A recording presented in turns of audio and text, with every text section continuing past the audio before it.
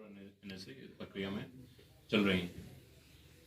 इसके बाद 2020 में जब मैं आया तो एक प्रकरण हमारे संज्ञान में आया कि नागालैंड से रजिस्टर्ड कुछ ट्रक्स की NOC यहाँ पर ली गई है इटावा जनपद में। तो उस विवेचना में हम लोग तह तक गए। इसमें पत्राचार भी किया गया, इसमें जांच हुई और उसके बाद 2020 के मध्य में एक ARTO का निलंबन भी हुआ विभागीय कार्रवाई में, और कुछ और भी निलंबित हुए और कुछ और भी तथ्य जो विवेचना की दृष्टि से महत्वपूर्ण है वो प्रकाश में आए। इसके बाद इन सब घटनाओं में नागालैंड, मणिपुर जैसे राज्यों में जो कोई चोरी के ट्रक हुआ करते थे उनकी चेसिस नंबर बदल के रजिस्टर कर दिया जाता था नागालैंड, मणिपुर में, और उसके बाद उनकी किसी ARTO से सेटिंग करके उनको दोबारा से उत्तर प्रदेश में रजिस्टर कर दिया जाता था। मतलब नकली गाड़ी, जो फर्जी गाड़ी है, उसको असली तौर पर अगर आप चेक करेंगे किसी भी ऐप से तो असली ही दिखेगी। तो ये बहुत कॉम्प्लिकेटेड, सोफिस्टिकेटेड फ्रॉड टाइप का नेटवर्क चल रहा था। इसके अलावा कुछ दिनों पूर्व SWAT की टीम और इंस्पेक्टर सिविल लाइंस द्वारा एक गैंग का पर्दाफाश किया गया था जिसमें कुछ ट्रैक्टर्स इसी तरीके से अपने ही शोरूम पर चेसिस नंबर और इन सब चीज़ों को बदल के चोरी के, लूट के ट्रैक्टर्स इन सबको वो नए तौर पर रजिस्टर कर दिया करते थे और उसको इटावा में उसका NOC जारी कर दी जाती थी। चोरी की ट्रैक्टर्स को किसी और रजिस्ट्रेशन नंबर पर चेक किया जाता। जब हमने पता किया, जब हमने ट्रैक्टर निर्माता कंपनियों से इस बारे में जानकारी करी तो उन्होंने सूचना दी कि इस नंबर का, इस इंजन नंबर का, इस चेसिस नंबर का ट्रक हमने बनाया ही नहीं है और वो बाकायदा रजिस्टर्ड है RTO द्वारा।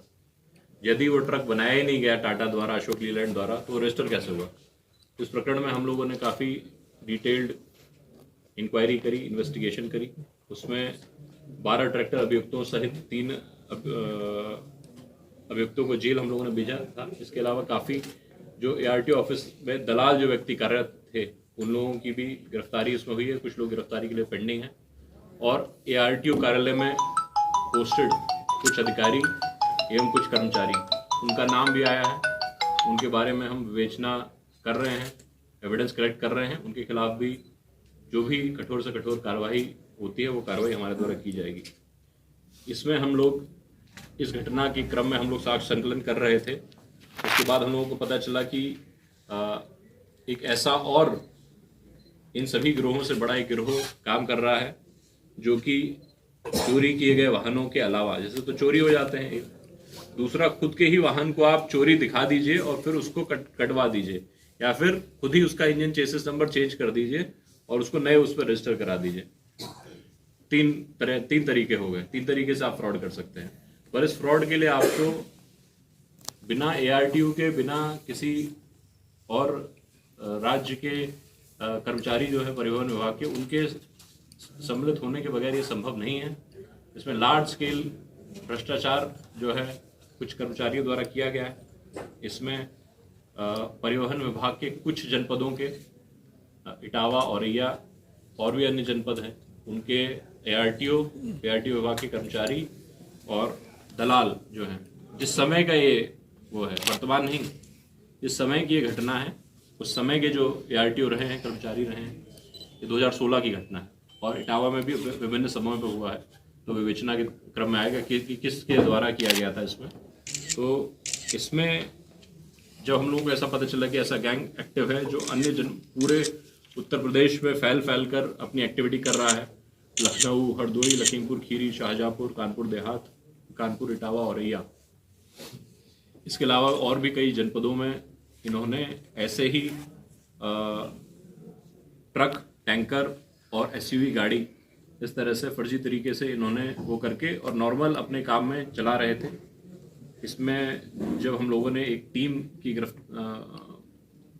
15 तारीख को मेरे द्वारा एक टीम बनाई गई थी जिसमें 5 थाना प्रभारी और SWAT प्रभारी शामिल थे। इसमें सत्येंद्र सिंह यादव प्रथम टीम प्रभारी थे, Jitendra Pratap Singh inspector Civil Lines दूसरी टीम के प्रभारी थे। इसके अतिरिक्त inspector Friends Colony Navratan Gautam, inspector Badpura Jeevaram Yadav, inspector Bakewar Anjan Singh और इंस्पेक्टर भरतना अनिल कुमार सिंह। कुल 6 टीमें थी जो सभी हमारे एडिशनल एसपीज हैं, तीनों एडिशनल एसपीज इनके पर्यवेक्षण में इन टीमों को लगाया गया था। उनका काम था कि गहनता से हम इन सब चीज़ों में जाएं, पूछताछ करें, पता करें कि किस प्रकार से मॉडस ऑपरेंडी है इस गैंग का, किस प्रकार से ये चल रहा है और किन किन ARTOs के और किन दलालों के माध्यम से ये वाहन खरीदे गए हैं, बेचे गए हैं। तो इसमें हम लोगों ने कुछ अभियुक्तों को जब गिरफ्तार किया, शुरुआती गिरफ्तारी में उनके पास से एक डायरी बरामद हुई।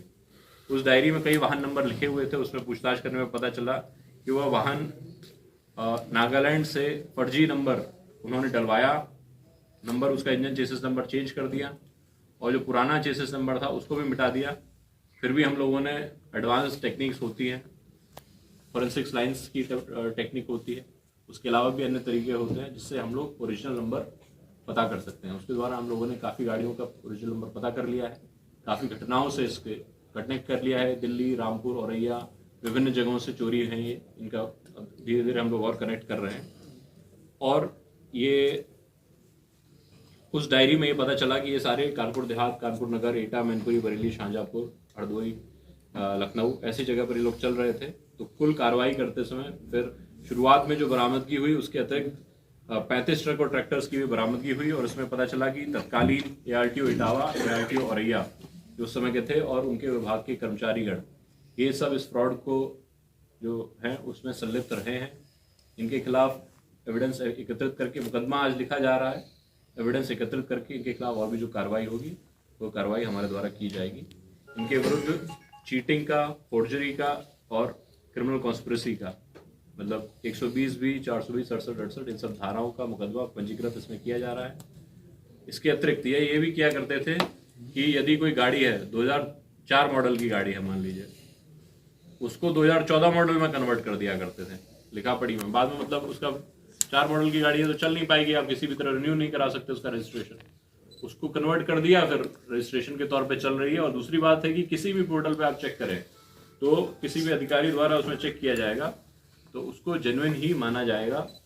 तो ये इसके लिए तह तक जाना काफ़ी ज़रूरी था, काफ़ी लंबे समय तक इस पर काम हुआ है। इसमें 3 अभियुक्त जो हैं, दीपक कठेरिया और राघवेंद्र सिंह, ये इटावा जनपद के ही रहने वाले हैं, इनकी गिरफ्तारी हुई। राजीव गुप्ता, ये शाहजहाँपुर का रहने वाला है, इसकी गिरफ्तारी हुई। पूर्व में इसके खिलाफ और मुकदमे भी पंजीकृत हैं। इनके अतिरिक्त कई लोग ऐसे हैं पूर्व अन्य जनपदों के ARTO के दलाल हैं, हमारे जनपद के ARTO के दलाल हैं। कुछ लोग हैं जो स्वयं इस गेम के मास्टरमाइंड हैं, कुछ स्वयं ARTO लोग हैं, उनको भी FIR में हम लोगों ने नामजद किया गया है। उसकी भी डिटेल हम आपको दे देंगे कि किन किन को हम लोगों ने नामजद किया है। उनके अलावा भी और व्यक्तियों की इसमें सरकारी व्यक्तियों की भी इसमें गिरफ्तारी की जाएगी।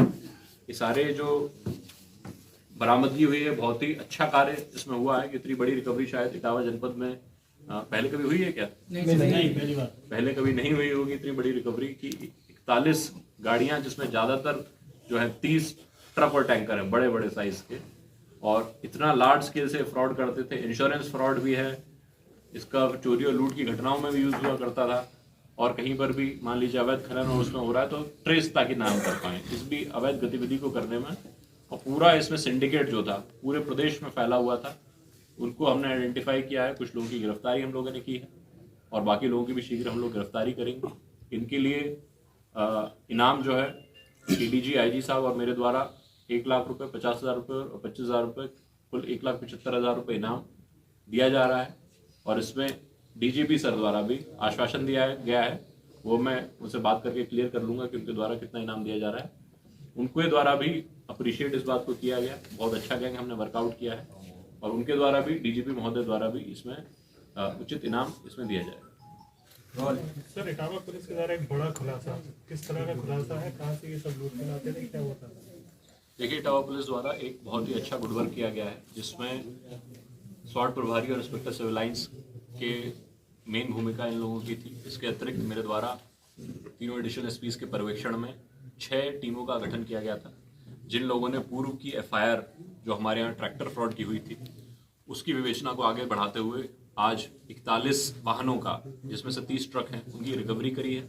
3 व्यक्ति इसमें गिरफ्तार हुए हैं और बाकी 7-8 व्यक्ति हैं, जिसमें से कुछ ARTOs हैं 2016 में औरैया में पोस्टेड ARTO, वहाँ के कर्मचारी, इटावा के कुछ समय के ARTO व कर्मचारी, और बहुत सारे दलाल जो हैं उनको आइडेंटिफाई किया है, उनकी भी गिरफ्तारी की जाएगी। 7 से 8 करोड़ के बीच की यह रिकवरी है।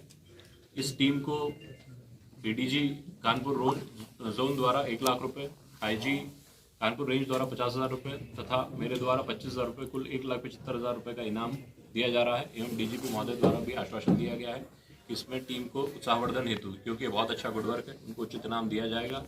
ये समस्त टीमें हैं, इनको भी DG कमेंडेशन डिस्क के लिए और अन्य मेडल्स के लिए मेरा रिकमेंडेशन इसमें जाएगा। इसके अतिरिक्त मैं ये बताना चाहूँगा कि ये जो गैंग है, इसका मोडस ऑपरेंडी ये है कि ये फर्जी तरीके से चोरी और लूट की जो गाड़ियाँ होती हैं उनको, जैसे कोई गाड़ी दिल्ली से चोरी हुई, कोई रायपुर से चोरी हुई, कोई औरैया से हुई, इन सब गाड़ियों के चेसिस नंबर को बदल के पूर्वोत्तर के राज्यों जैसे कि नागालैंड और मणिपुर इसमें रजिस्टर कर दिया करते थे, वहाँ पर फ्रॉड करके वहाँ के अधिकारियों के मिलीभगत से, और फिर यूपी में किसी ARTO की मिलीभगत से उसकी ट्रांसफर NOC जारी कर दिया करते थे, ताकि जो फ्रॉड और फर्जी जो ट्रक हैं, चोरी और लूट के जो ट्रक हैं, उनको हम लोग, यदि कोई पुलिस की टीम या कोई और भी इन्फोर्समेंट की टीम जांच करे तो उसे असली पाया जाए। तो ऐसे गैंग का खुलासा हम लोगों ने किया है। इसमें कई और लोग सामने आ रहे हैं, उनकी भी गिरफ्तारी शीघ्र हमारे द्वारा की जाएगी। और यह जो कार्य है बहुत अच्छा कार्य किया गया है। इसमें इटावा में जितने भी दलाल सक्रिय थे पूर्व में, उनकी हम लोगों ने पूर्व में ही गिरफ्तारी कर ली है। एक और ट्रैक्टर फ्रॉड का नेटवर्क था, उसको हम लोगों ने गिरफ्तार किया था। इसके अतिरिक्त भी जो भी चीज़ इस इन्वेस्टिगेशन में सामने आएगी, धीरे धीरे परतें इसकी खुलती जाएंगी, आपके सामने इसको रख दिया जाएगा। और भी इसमें काफ़ी लोगों की गिरफ्तारी होनी शेष है। क्या नागालैंड की गाड़ियाँ यहाँ रजिस्टर करते थे?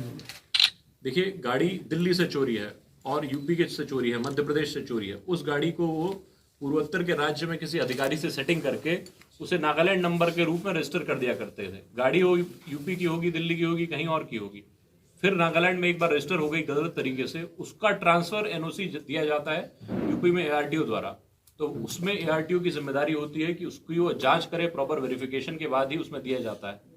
और हम लोगों ने क्योंकि तुरंत ही उसको वेरीफाई कर लिया कि ये वो गाड़ी टाटा के द्वारा, अशोक लीलैंड के द्वारा, महिंद्रा के द्वारा बनाई ही नहीं गई है तथा इंजन चेसिस नंबर सब फर्जी हैं, उनका एक दिन के अंदर ही सभी गाड़ियों का इन लोगों ने ट्रांसफर NOC कुछ ARTOs द्वारा जारी कर दिया गया है। उसमें वो लोग भी प्रिवेंशन ऑफ करप्शन एक्ट 1988 के तहत प्रथम दृष्टया दोषी पाए जा रहे हैं, उनकी भी गिरफ्तारी हमारे द्वारा की जाएगी। नॉर्थ ईस्ट के स्टेट के अधिकारी भी आपके रडार पे हैं, उनके साथ भी कोई कार्रवाई नहीं है?